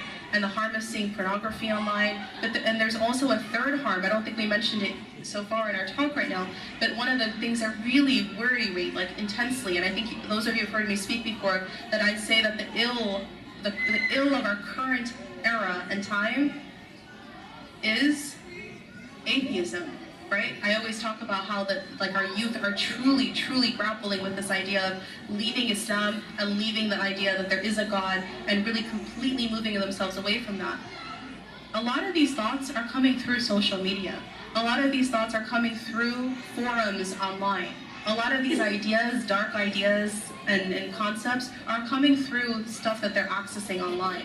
So think about that too as they're kind of alone. What is it they're reading? Just like we would say when people were using books, and we would say for parents, read through your child's book, right? That's in the time where like all you were really screening for was bad words and people kissing, right? But now you're screening for really like deep, dark ideas, including the idea of rooting out their faith. So for children and youth that we've dealt with actually, that are really thinking through and believe they're no longer Muslim and they're atheist and they're very scared to tell their parents these things, but are willing to talk to a counselor maybe, and that's how we know of these things, or through the youth groups. It's amazing when you ask them, where did you get these ideas, or how do you even know about them? A lot of times it's stuff, again, the world is at their fingertips and all kinds of ideas are at their fingertips. And we didn't even talk about gender identity kind of issues and so on. Also, a lot of this is, so you say, where did this come from? This is where a lot of it is coming from, right? And if it's coming from their friend, well, their young friend who's only as old as them, right? Likely got it from social media too. So think about this too and feel and very much engage your children in conversation. And if you're having trouble of how to engage children, we're more than happy to discuss this because I think that's going to be a key component in solving some of these issues, inshallah ta'ala. Jazakallah khairan, brother. Also, mashallah, you had some amazing insight, and I'm so glad you shared actual experiences because, again, stories like that are so powerful. And I'm sure many people, may have never even known what this thing called the dark web or the dark net is. Has anybody heard of this term before? Do you know what it is? So, Dr. Rania mentioned that 80% of what's out there online is pornography. That means 20% is relatively safe. This is the internet that we access. There is an entire other internet that's literally called the dark world. It's a demonic place. This is where predators exchange child pornography, where you can witness live murders, where you can witness live rapes.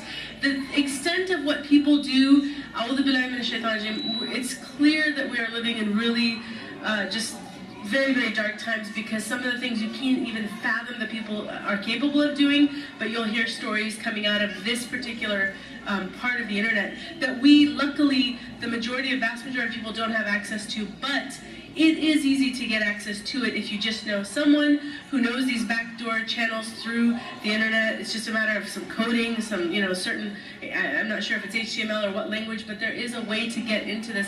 And teens, unfortunately, are getting access to these things. And God forbid that any kids younger are, but I wouldn't be surprised, honestly. But these are terms that we should, again, be aware of. So I'm glad that you mentioned that. SubhanAllah, I actually had it written because I was going to talk about the dark net. So you brought that up, and I really appreciate that. But in addition to that, I just wanted to, I was going to say something, SubhanAllah, following your point. Now I forgot it. But I did want to mention something else about YouTube. YouTube is something that most of us use and we think, oh, it's innocent, it's fine. But this is now, I think there was something recently that came out where there are some people who are just very, very evil. They are targeting children. And what they do is they create seemingly innocent videos that are all cartoony and you think like, oh, it's fun. But then halfway through it, something really evil happens, or just, it's not at all innocent at all. There have been reports of these popping up more and more frequently on YouTube. So don't think, oh, they're just watching a simple cartoon and, it's okay, I filtered the first couple minutes. Think about really taking it to the next step, watching everything before you give them access. That's just one thing. But in addition to what has been said about conversations and being open, I think it's very important that we as parents, as educators, as adults, just remember that these things have to be established early on. If you're catching up and trying to have these conversations with your teenagers when you don't know anything about them in the first place, they're going to tell you everything you want to hear. They'll tell you, no, I don't do anything, and they'll act exactly as they should because they don't want to ruffle, they don't want to get you upset, they don't want to, basically expose what they're doing because there's no connection in the first place. They just don't feel that you're interested in them. So we have to really start, younger and make sure that our, this connection that Dr. Rania was referring to is established early in the years so that we are their best friend. We're their first line. If they're curious about something, they feel comfortable talking about certain things with us. For example, the birds and the bees. I know in our cultures, many of our cultures, we were raised with, where these topics were never discussed. My parents never, ever had this conversation with me about the birds and the bees. It's just not something that they did because in their cultures, it's not what happens. You just kind of learn whatever on your own. But that's not, we can't parent the same way. We can't be awkward about it. And I think this is a big problem in a lot of our cultures, that we get awkward about having conversations that are uncomfortable. We get awkward about having conversations about pornography or sex in general, sexuality, gender differences. All these things make people clam up because our cultures are so conservative and we just think, forget it. They'll learn about it one day and I don't want to have that conversation with them. And this is not going to work because if you're not the one having conversations with your teenagers especially, then someone else is going to have those conversations with them. And that's when they get exposed to all the things you don't want them to learn. And I'll give you an example. When I was in high school, because I didn't know anything, this is a personal story. I was a 9th grade high school girl. I didn't know anything about this topic of sex or sexuality because it just wasn't something we learned. And I remember befriending a girl. She was a very popular girl, cheerleader. She was very pretty, so she actually became the girlfriend of the senior football captain. Okay, so he was a senior, she was a freshman. And I remember we had class together one day and she was just bawling, she was crying. And I asked her if she was okay. And then she proceeded to, just tell me what happened. And she said that moments before, he took her to the parking lot and basically he made her perform a sexual act on him. I remember feeling honestly just shocked. I was stunned because I didn't know what it was first of all, and to learn it in that way, I hated the fact that, now when I think back on it, I was traumatized. I was I didn't even know people did that. And then I'm here trying to be a good friend to this poor girl who's crying. She was basically, she was, she did it, but she wasn't happy because it was her first time to experience. But I was exposed to this whole world of sexuality in a very traumatic way, and I wished, I don't blame my parents, but I know that for my children and the generations to come, we can't do that to them. I don't think any of our children should ever learn these things in such a horrible way. We should have discussions at age-appropriate levels, when it's the right time. So that's just a nasiha that I have for any parents of teenagers who may come from similar conservative backgrounds to not, shy away from these conversations because it makes you uncomfortable. That's not putting their best interest in mind. It's basically putting your best interest. It makes you uncomfortable, you don't want to do it. But what about what they need? As parents, again, it's our job to safeguard them. So put aside those issues, and if you can't do it, that's when you reach out to a mental health, professional, mashallah, someone who is totally capable of having these conversations with you or guide you on that and helping you that. But just thinking I'm going to sweep it under the rug and hope it just works itself out is negligent parenting. And I'm just being really frank there. And we can't do that to our teenagers. So, that's just, one, small part of what we all can do, in addition to what we've already advised in terms of just being aware, educated. These are all things that we can do, but this is another thing as well. It's really being open to having these discussions in the first place. So I'm sorry I just kind of went off, but are there any other questions? Because I think we took one from the brothers, from the sisters. I'd like to say something. If you want to know if your kids are addicted to something, just take their phone halfway through the day and for a few, and just say, give me the phone. And if they start crying, throwing a tantrum, they need help. They're addicted, so get some help from Khalil.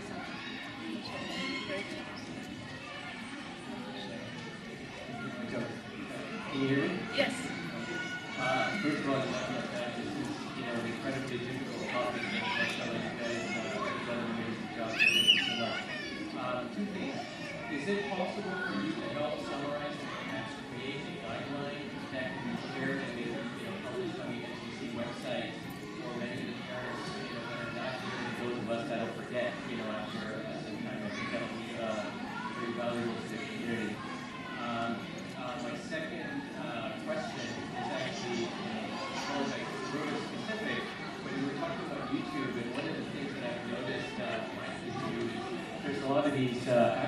seeing videos now. Yes. And, you know, even the really young kids are now starting to watch them. Do you have any comments as to the impact of it and, you know, what sort of precaution we should be taking, if any, or can we consider those harmless?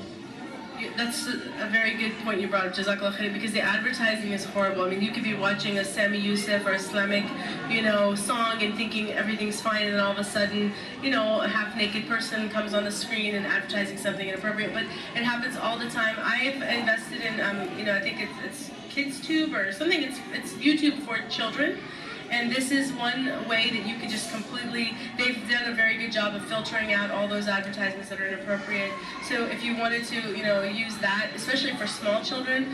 For teenagers, I don't honestly know if there is another alternative. I'm sure, because there are, mashallah, people of other faith-based communities that are just as concerned about these things as we are, and they have kind of come up with different ways to work around the dangers of the internet by, you know, by either creating websites that are alternatives to a lot of these things, or by having, you know, places or websites dedicated to really helping parents navigate what's safe, what's not, you know, with movies, with television. So there might be an alternative to YouTube for like an older audience. I'm not sure. Does anybody else know here other than the kids YouTube?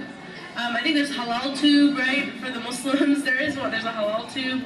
So, you know, I think it's just a matter, honestly, of being vigilant. And I'm not actually sure if the parental controls that we place on our computers or on our internet can also prevent ads from coming up. Maybe someone who uses like NetNanny or any of these other you know, parental control or, you know, apps or devices.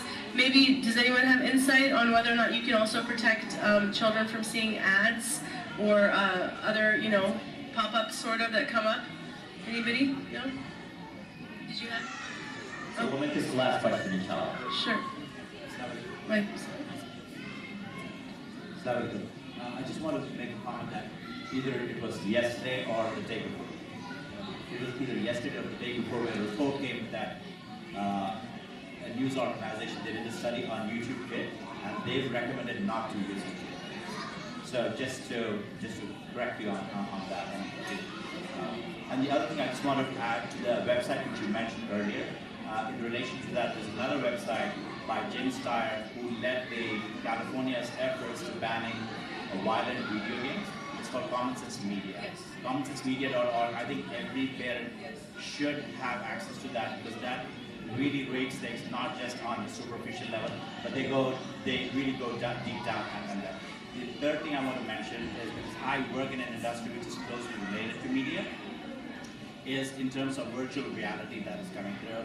So I know I've spoken to parents, and even earlier I used to think that yes, we can connect our iPads and our laptops on a bigger screen and we know what's happening and what our kids are surfing. But with virtual reality and virtual screen, there's no way for us to know. So those are some of the things I just wanted to mention, that we should be watchful and obviously consider whether we want to give them access to those things. Jazakallah khair, thank you so much. I'm sorry, brother, about your, thank you for your, because Common Sense Media actually is one of the top, I agree, and I forgot it, but you reminded me to mention that as well. But in terms of your first question about putting together a resource, yes, I can take our talk, and inshallah, if Dr. Rania sends me her content, we can put something together to offer Brother Munir and the community, and we'll add these resources to it. And also, I'll do that, I'll take that as part of my task, to look for any alternatives to some of these things, because, you know, like I said, we don't want to completely disconnect, but we want to find the best and safest routes to connect our children and ourselves. So, inshallah, I will do that, and I'll be in touch with Brother Munir for that. Jazakumullah khairan. Thank you so much. Oh, yes. Assalamualaikum. Jazakallah khair for the talk, mashallah, is really, really important for me. As for me, I have 3 kids. My oldest one is still 7 years old, so he's not yet get these kind of things. But I wanna, you know, kind of maybe all of us here wanna kind of had a head to, you know, what can we do as things that we can do at home. Like I was thinking to put a basket so that maybe every time we go inside the house, just put the cell phone there, so that, you know, the kids learn how to be disciplined about this thing from early on. Maybe from Dr. Rania or Dr. Sister Hosai, there is any tips for us that we can practically do at home to benefit for this? Thank you. Sure, I can share because my kids are similar in age to yours. One of the rules that we have, and my husband is here as well, is we're really strict about the internet use for them. In terms of games, they have apps, and that's pretty much all they do. They don't really do anything else. And these are apps that we've vetted and we've made sure are perfectly safe, and they don't have any crazy ads or anything like that. But we have very clear rules that there are certain times. Usually, if we're on a long drive somewhere or we're traveling, those are the times that they get apps. But in the home, on rare occasion, if they're sick, so it's just a culture we've created where they know that they don't even ask for it. It's not something, it's an option where, I have to deal with whining over it, because from a very, very early age, when they even understood what apps and devices were, they understood that in our household, they only get it at certain designated times. It's not, if I think when you get really lax about that, and it's sort of like, today okay, tomorrow no, then kids are smart, they know how to work us. They're very good at working us, and they, just have to pout a little bit and do whatever to get us. But when you create really, really clear rules, then they know. And alhamdulillah, we've never had an issue, because they just understand that we don't get apps, or we don't get devices during the day at home. It just doesn't happen. So that's one thing. And then, obviously setting limits as your kids get older. We talked about it at the previous talk at SRVIC, but absolutely having, I am very much in favor of, for older kids especially, devices always should be charged. And I think, mashallah, Brother Azmat and Sister Hinish, I don't know if she's here, but they shared their, sort of rules in their home. But basically, charging stations are outside of bedrooms. They're never, you don't charge your phone or your device in your room. Computer use, whether it's laptop, iPad, or even a desktop, has to be in plain view of the family. It can't be facing a wall. That's not safe. If you think about it, if the family is all gathered there and I'm here and I'm like, yeah, I'm working on my science project, right? It's so easy. Kids know how to swap screens really quickly, so that the moment you come over, it's like, oh yeah, it's, math. Whereas maybe 2 seconds earlier they were chatting, with their friends. So everything should be in plain sight. Make sure that the devices are, if you walk by them, you can see them. These are just some things that I remember being presented at the last talk, but also investing in some of these services that actually do help parents monitor the usage. I think one of the sisters mentioned, mashallah, limiting data so that you have a set amount and that's it. They cap out after that. You're not able to access it anymore, having cutoff times, nothing past this time. These are all little things that we can do as parents. Did you want to add anything? I'm gonna add one more thing. And it's something I'm going to ask all of us to do, and myself included. So let's see if we can make a promise kind of to ourselves, I think, inshallah. And this goes with the parenting part, which is that when we come back home from school, the kids come from school, if you're working back from work, that we kind of take a promise, an oath, of putting these away. Literally, like putting them away.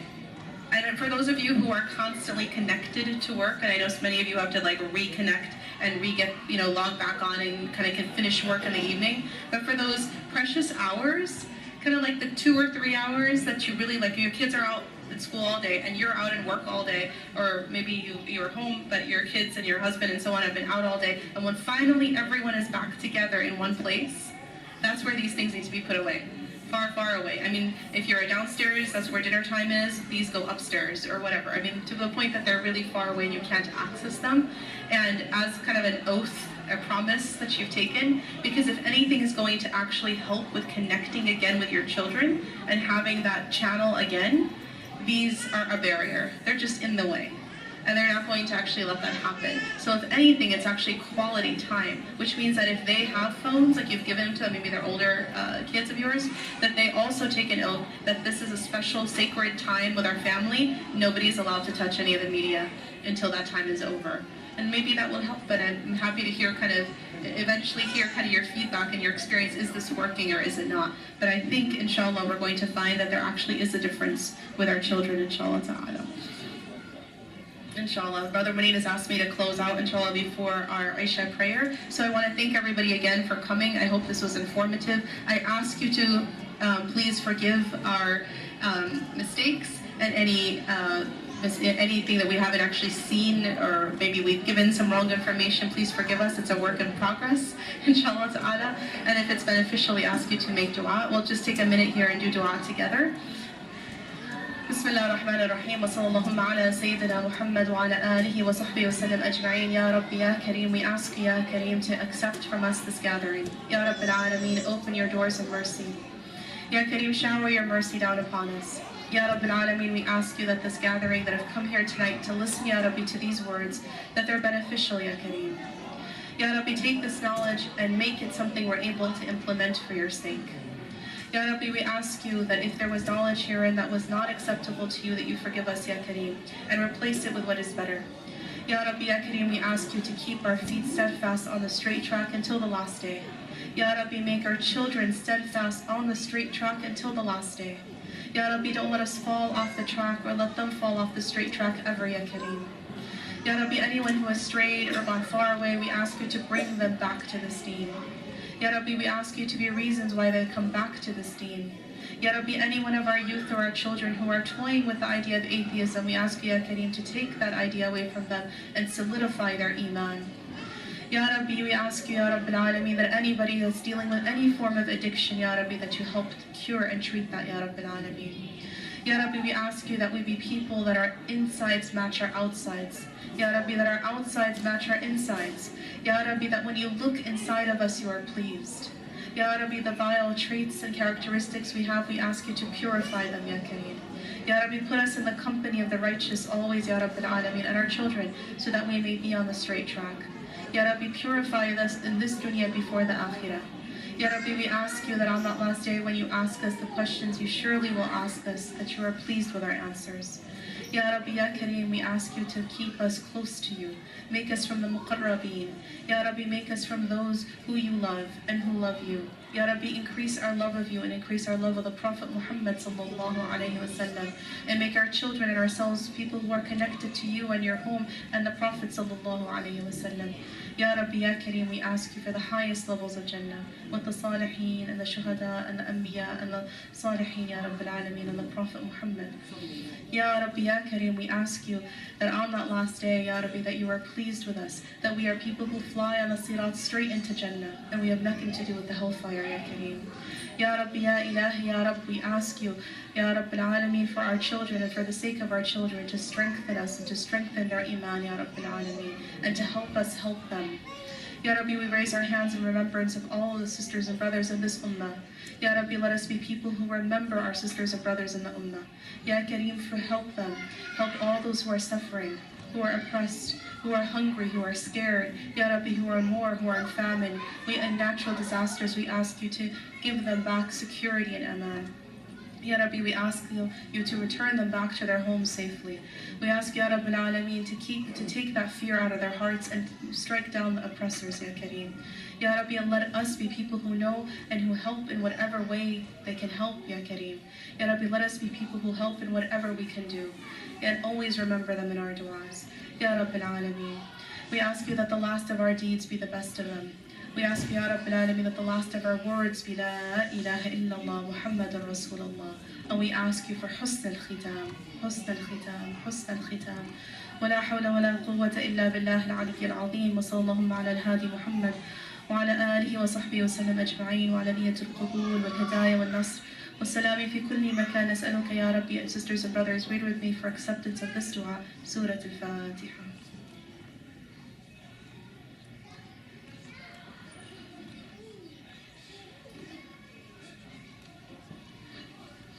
آمين آمين. بارك الله فيكم. السلام عليكم ورحمة الله وبركاته.